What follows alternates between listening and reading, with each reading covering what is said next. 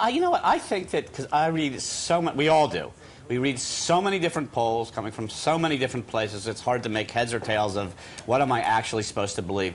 The one thing that I do believe is that Romney seemed to be changing the debate yesterday. Let me say this. And he's got numbers just like us. Why shouldn't he be? But guys, listen, he's trying to run for president. Why shouldn't he be? Everyone's hammering, including his own federal agency. Is it called the Energy? It's EIA. They even said, oh, look it, federal drilling has dropped rapidly under President Obama. However, private and state land drilling has increased. No thanks to Barack Obama. And here's the other thing. In 2008, then candidate Obama tried to blame rising gas prices on President Bush. Guess what? Fast forward 4 years later, now he's sitting in the same spot. And really the reason why that we can credit the increased energy production in this country is to the bill that President Bush signed in 2007, because you both know that energy production is a long-term process. It doesn't happen overnight. But yes, of course Romney, back to Uma's point,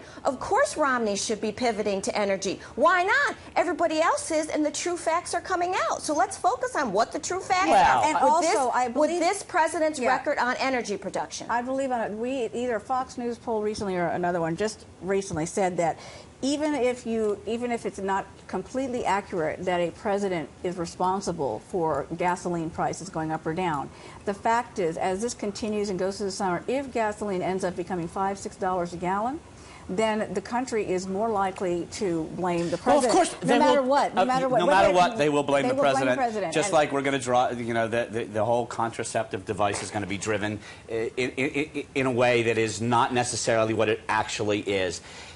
The fact is about the prices of gas is that there is a differential between when decisions are made and when gas prices are impacted. True. But it does not make a difference to the American public. It doesn't make a difference if I'm voting. If I go to my gas tank today and it costs me $5, $6 a gallon, I'm going to be angry, and it will be an issue. But it's just one of many, many issues. I would think the Republican Party would be in a stronger position if the economy was really just tanking when the election was happening. They would have a double-pronged edged sword there. But at the same time, the reason I think Romney is pivoting is because he's seizing a moment that seems very clear. Well, everybody does. To go and say, you know what, let's go on this issue about energy because there's a lot we can talk about. Well, my point is, Eric, is that you keep saying because the Republicans are not in a strong position because the economy is improving. My point is, look, folks, we've got a lot of issues going on where this administration is just not stepping up to the plate. We've got the Middle East, which, as you both can see, is melting down as we speak, and various different countries.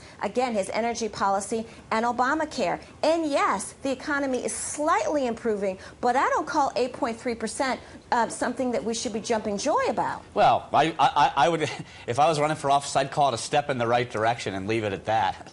I'm not doing cartwheels over it either. Can we really credit President Obama for that? What are his policies that really contributed to unemployment going down? What has he done, Eric? Well, how has he helped this? Besides pass Obamacare, which...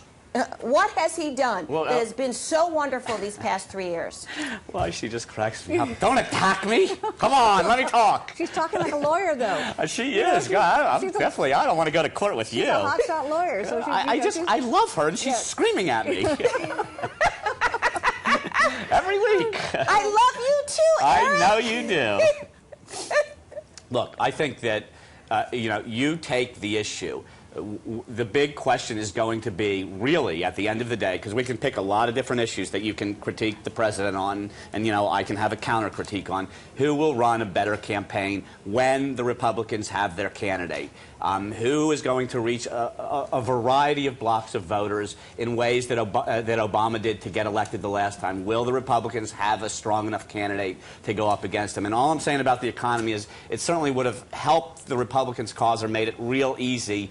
Because history tells us if the economy's lousy, the president doesn't get reelected. So even if you don't think it's anything we should be doing cartwheels over, if we keep taking baby steps forward in the right direction, that kind of takes it off the table as a big issue. Yeah. But Eric, I must add, too, that a president has never been reelected with unemployment over 7%, and we are at 8.3. Well, and so if you think that it's going to go down that much between now and November, my friend, I think, you know, you are just being very, very optimistic and not hopeful, realistic. hopeful. Okay, be hopeful, Okay. but, you know, again, the fact is, let's look at history and let's look at the facts. A president has never been reelected with unemployment over 7%.